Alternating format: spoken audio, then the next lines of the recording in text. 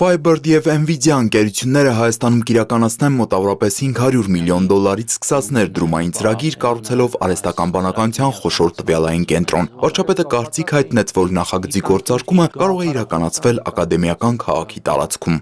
Երբ որ մենք հարցեր դիտարկում ենք իրական Հայաստանի գաղափարախոսության տեսակետից, մենք տեսնում ենք, որ մեր երկիրը այսօր գտնվում է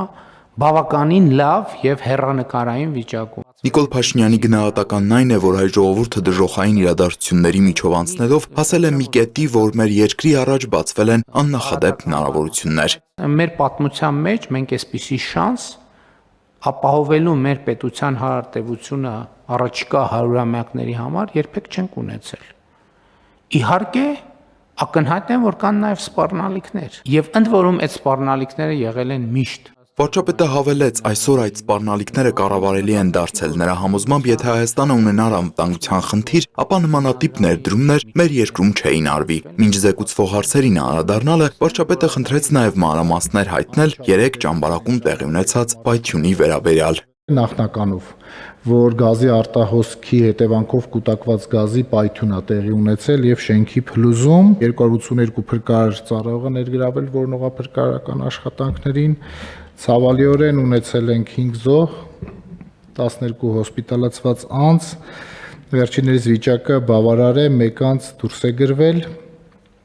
նաեւ սեյսմիկ գնահատում է իրականացվել շենքում, բոլոր բնակիչների համար նախատեսված են կացարաններ եւ անհրաժեշտ պարագաներ։ Հարգելի գործընկերներ, ցավակցում եմ մեզ բոլորիս եւ զոհվածների հարազատներին տեղի ունեցածի կապակցությամբ։ Եվ այստեղ մենք էլի պետք է վերադառնանք մեր մշտական թեմային, որ ստանդարտները եւ ստանդարտների արկայությունը եւ ստանդարտների իրականացումն է, որ մեզ հնարավորություն կտա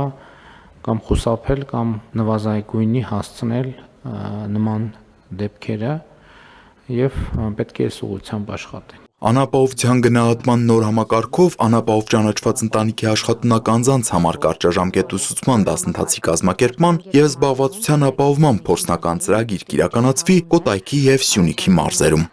Տրամադրել աջակցություն այս մարզերի գործատուներին, որոնք մեր շահառուներին զբաղվածություն կառաջարկեն 3 ուղղություններով՝ ուսուցում եւ աշխատանքի ընդունում, աշխատանքային փորձի ապահովում եւ աշխատանքի ընդունում եւ պարզապես աշխատանքի ընդունում։ Ըստ վարչապետի այս որոշման եւ նոր համակարգի իմաստն ու նպատակը պիտի լինեն մարդուն աղքատության շեմից դուրս բերելը, միմիայն կրթվելու եւ աշխատելու միջոցով։ Էլի եմ ասում,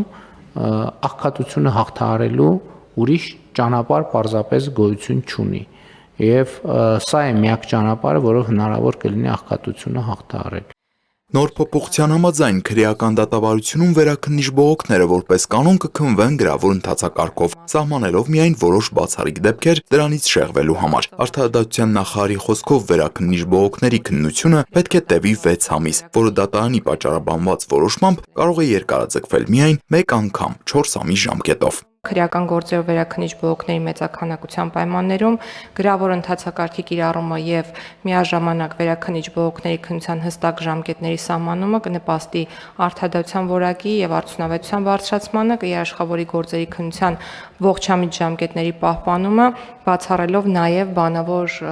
քննության ժամանակ թույլ տրվող դատավարական չարաշահումներ եւ գործերի անհարկի ձգձգումները։ Պետք է շատ ծանրակշիռ հիմնավորում լինի, թե ինչի է 10 ամսից ավել դատավարությունը տևել։ Եթե չկա այդ շատ ծանրակշիռ հիմնավորումը, դա արդեն կարգապահական պատասխանատվության հիմք է։ Այո, եւ ոչ միայն, որովհետեւ սկզբունքը հետեւյալն է, ցանկացած դեպքում պետք է տևի 6 ամիս, ծանրակշիռ հիմնավորումը պատճառաբանված որոշման տեսքով պետք է լինի, որպեսզի եւս 4 ամիս գործի քննությունը երկարացվի,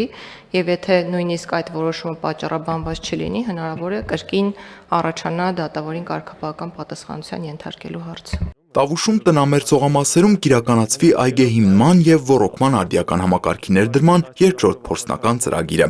Շահառու բնակավայրերն են Բերքաբեր,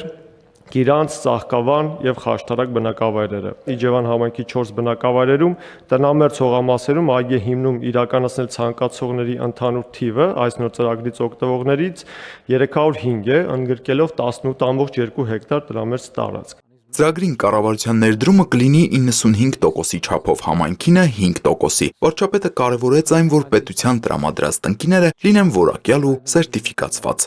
Տիգրան Հովակիմյան, Հորիզոն։